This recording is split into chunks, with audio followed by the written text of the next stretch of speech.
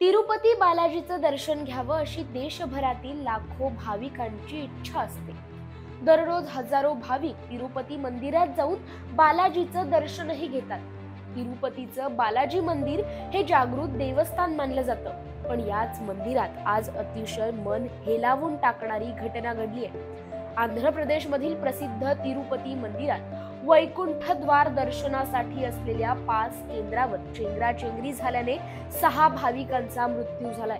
आज सकाळपासूनच हजारो भाविक वैकुंठ द्वार दर्शनाचं टोकन मिळवण्यासाठी तिरुपतीच्या विविध 5 केंद्रांवर रांगेत उभे आहेत। या दरम्यान भाविकांना बैरागी पट्टीडा पार्क येथे पास घेण्यासाठी रांगेत उभं राहण्यास सांगितलं गेलं, तेव्हा ही चेंगराचेंगरी झाली, ज्यामध्ये 6 भाविकांचा मृत्यू झालाय। तिरुपती देवस्थान मध्ये दरवर्षी वैकुंठ एकादशी महोत्सवाचं आयोजन केलं जातं। 8 जानेवारी रोजीच्या या महोत्सवासाठी देवस्थानाकडून भाविकांना दर्शनासाठीचे टोकन वितरित करण्यात येणार होते। तिरुपती देवस्थान समितीने 10, 11 आणि 12 जानेवारी रोजी वैकुंठ द्वार दर्शनाच्या पहिल्या 3 दिवसांसाठी 1.20 लाख टोकन जारी करण्याचा निर्णय घेतला होता। यासाठी देवस्थानाकडून स्वतंत्र अकाउंटर्सची व्यवस्थाही करण्यात आली। बुधवारी सकाळपासूनच या काउंटरवर टोकन घेण्यासाठी भाविकांनी गर्दी केली। संध्याकाळपर्यंत ही गर्दी मोठ्या प्रमाणावर वाढली। काही भाविकांमध्ये टोकन घेण्यासाठी धक्काबुक्की झाल्याचंही दिसून आलं। यामुळे झालेल्या चेंगराचेंगरीत 6 जणांचा मृत्यू तर 30 जण जखमी झाले।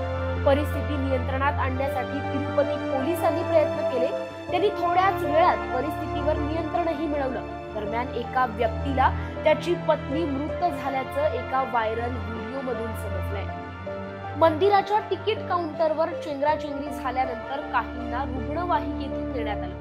प्रत्यक्षदर्शींनी घटनेची माहिती देत म्हटलं की काउंटरवर टोकन घेताना जवळजवळ 60 जण एकमेकांवर पडले गेले। यामुळे चेंगराचेंगरी झाली। काही भाविकांनी असा आरोप लावलाय की पोलिसांनी बेशिस्तपणा केला।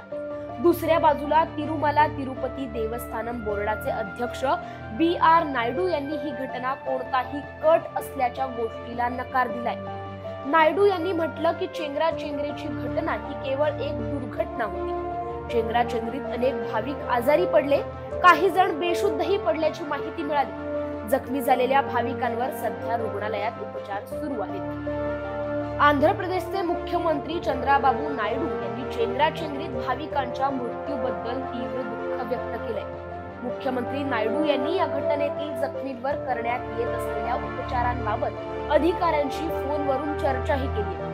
त्यांनी वरिष्ठ अधिकाऱ्यांना घटनास्थळी जाऊन मदत कार्य करण्याचे आदेशही दिले, जेणेकरून जखमींना चांगले उपचार मिळू शकतील। त्याचबरोबर आंध्र प्रदेशचे माजी मुख्यमंत्री YS जगनमोहन रेड्डी यांनीही सदर घटनेबाबत दुःख व्यक्त केले। मृतांच्या कुटुंबाबाबत माझ्या संवेदना आहेत, तसेच जे जखमी झालेत त्यांना लवकर आराम मिळो अशी प्रार्थना मी करतो, असंही जगनमोहन रेड्डी यांनी म्हटलंय। आता या संपूर्ण घटनेनंतर भविष्यात अशा प्रकारच्या घटना टाळण्यासाठी देवस्थान आणि प्रशासन कोणती ठोस पावलं उचलणार हे बघणं महत्त्वाचं असणार आहे।